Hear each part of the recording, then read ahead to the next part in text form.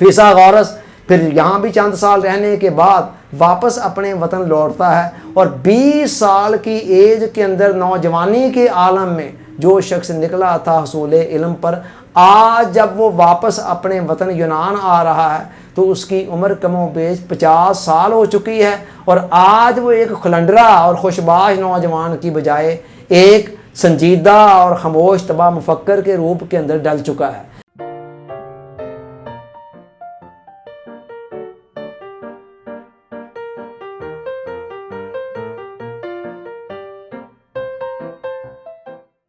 Dear audience, السلام علیکم۔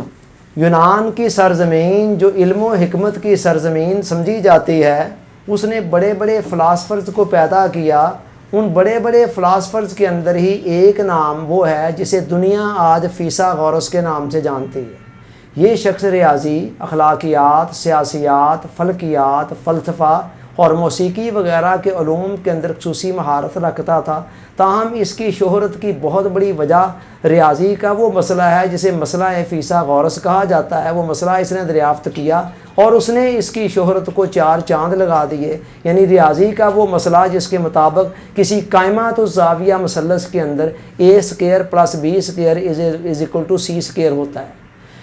اچھا، بتا یہ رہا تھا کہ فیسا غورث 570 قبل مسیح کے اندر پیدا ہوا۔ ساموس ایک جزیرہ تھا یونان کا جہاں یہ پیدا ہوا۔ اس کا والد بڑا امیر کبیر شخص تھا، بہت زیادہ مال، گھر کے اندر دولت کی ریل و پیل تھی، اور اس کی تعلیم و تربیت کے اندر دولت کو پھر بے دریغ صرف بھی کیا گیا تاکہ یہ زیادہ سے زیادہ علم کو، وزڈم کو، حکمت کو حاصل کر سکے،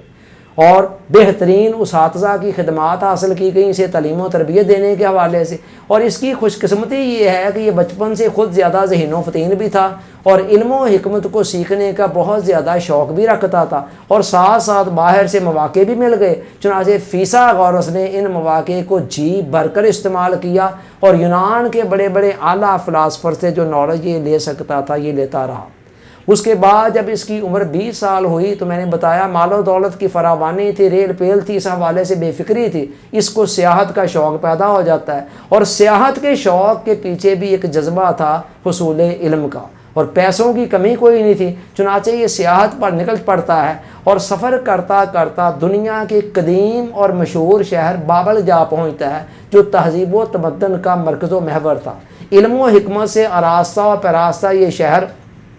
عراق کے اندر موجود بغداد سے کوئی 60 میل کے فاصلے پر فرات کے کنارے آباد تھا اور تہذیب و تمدن کا گہوارہ سمجھا جاتا تھا۔ جب فیسا غورث نے اس شہر کی تہذیب و تمدن کو دیکھا اور اس کے مقابلے میں اپنے علاقے کی ایک وحشیانہ اور اجڑ قسم کی تہذیب و تمدن کو دیکھا، تہذیب و تمدن تو وہاں بھی تھی لیکن اس شہر کے اندر جو ایڈوانسمنٹ اس کو نظر آئی وہ ایڈوانسمنٹ وہاں نہیں آ سکی تھی، تو وہ حیران رہ گیا۔ تو یہاں وہ چند سال رہا اور یہاں کے جو فلاسفر تھے، دانشور تھے، ان سے علم و حکمت سیکھتا رہا، اور جو کچھ بھی سیکھ سکتا تھا سیکھتا چلا گیا، مگر بہت سارا علم سیکھنے کے باوجود بھی اسے وہ سکون حاصل نہ ہو سکا جس سکون کا وہ متلاشی تھا۔ یہاں سے آپ اندازہ لگائیں کہ آپ جتنا مرضی دنیا کا مال و دولت بھی جمع کر لیں، علوم و فنون کے سمندر بھی پی لیں، جب تک آپ کی روح کی پیاس ختم نہیں ہوتی ہے تب تک آپ جینین معنوں میں، صحیح معنوں میں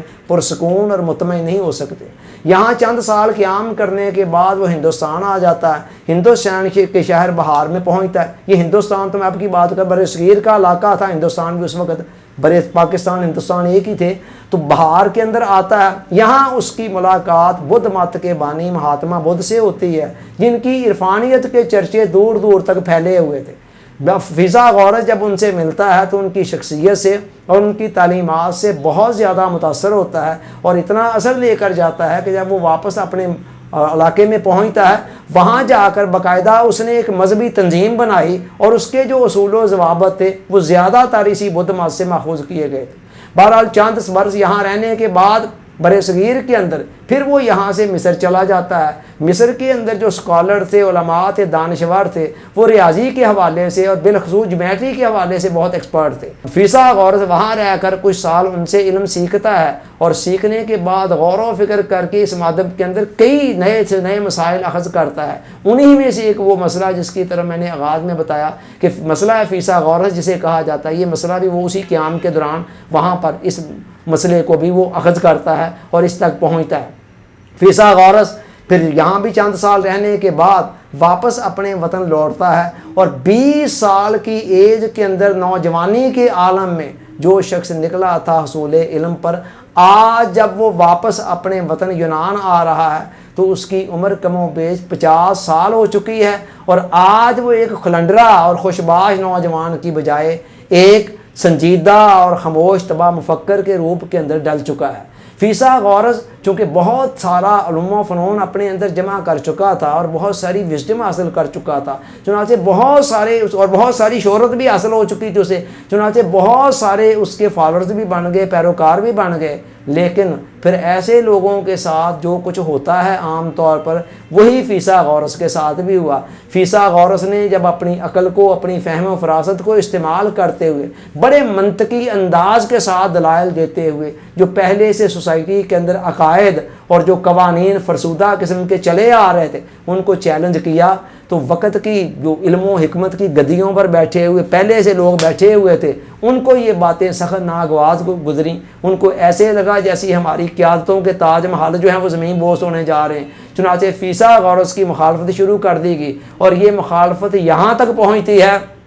کہ اسے بالآخر اپنے جو وطن ہے اس کو بھی چھوڑنا پڑتا ہے، اور اس کے بعد وہ وطن چھوڑ گیا، لیکن بہرحال بندہ بہت گہرا تھا، اور سائنسی حقائق کی کھوج کے اندر اتنی دور تک وہ گیا کہ بہت کم لوگوں کو اتنی دور تک جانا نصیب ہوا۔ پھر 495 قبل مسیح کے اندر یہ جو دانشور تھا، فلاسفر تھا، سائنسدان تھا، یہ اس دار فانی سے کوچ کر جاتا ہے۔ فیسا غورث کے بھی بہت سارے اقوال ایسے ہیں کہ جن کے اندر حکمت، دنائی اور وزڈم چھلک رہی ہے، اور اس طرح کے اقوال حضور علیہ السلام نے فرمایا کہ حکمت کی، دنائی کی، وزڈم کی ہر بات ایک بندہ مومن کی میراث ہے، جہاں سے اس کو ملتی ہے وہ اسے اپنی ہی چیز سمجھ کر لے لیتا ہے، لہذا کھلے دل کے ساتھ ایسی باتوں کو لینا چاہیے۔ فیسا غورث کا ایک بڑا خوبصورت قول یہ ہے، وہ کہتا ہے وہ کرو جو تمہیں کرنا چاہیے، نہ وہ کہ جو تمہارا دل چاہ رہا ہے۔ اب یہ جملہ، ایک جملہ حکمت کی، دنائی کی، وزڈم کی اتنی بڑی طے تک ہے کہ انسان اگر اس ایک جملے کو سمجھ لے تو زندگی اس کی چینج ہو جاتی ہے۔ دیکھیں عام لوگوں میں اور خاص لوگوں میں ایک بڑا فرق مجھے یہی نظر آیا ہے۔ عام لوگوں کا حال یہ ہوتا ہے، ان کی عقل کچھ اور کہہ رہی ہوتی ہے کہ ہمارے لیے یہ فائدہ مند ہے، یہ کرنا چاہیے، مگر طبیعت کچھ اور چاہ رہی ہوتی ہے، تو وہ طبیعت کے تقاضوں کے ہاتھوں مجبور ہو کر طبیعت کے پیچھے چلے جاتے ہیں۔ عقل کہہ رہی ہے کہ اس وقت پڑھنا چاہیے، طبیعت کہہ رہی ہے نہیں کھیلنا ہے، تو بندہ کھیلنے نکل جاتا ہے، نتیجہ کیا نکلتا ہے؟ پھر اس کے بعد انسان پیچھے سے پیچھے رہ جاتا ہے۔ اور عقل کہہ رہی ہے کہ ٹھیک ہے فجر کی اذانیں ہو رہی ہیں، نماز جا کر مسجد میں پڑھنی چاہیے باجماعت، اس میں ثواب ہوگا، طبیعت کہہ رہی ہے نہیں ابھی اور سونا ہے، اور انسان سو جاتا ہے۔ لیکن خاص لوگ ایسے نہیں کرتے، خاص لوگ اپنی طبیعت کے تقاضوں کو پسے پوچھ ڈال کر عقل کے تقاضوں کو مانتے ہیں اور اس کی روشنی میں آگے چلتے ہیں۔ یہی بات فیسا غورث نے اس قول میں فرمائی، کہتا ہے وہ کرو جو تمہیں کرنا چاہیے، یعنی از روئے عقل، یا ہماری لینگویج میں یوں کہنے از روئے شریعت، جو شریعت کا تقاضا ہے، اللہ کا، اللہ کے رسول کا تقاضا ہے، وہ کرنا چاہیے، نہ وہ کہ جس کو ہماری طبیعت یا ہمارا نفس چاہ رہا ہے، ہماری خواہش چاہ رہی ہے کہ نہیں، یا ہمیں کوئی وقتی طور پر مزہ آ رہا ہے اور ہم اس بنا پر وہ کام کرنا چاہ رہے ہیں، نہیں، اس کے مقابلے میں اس کو اپنانا چاہیے جو عقل کا، شریعت کا، فہم و فراست کا تقاضا ہے۔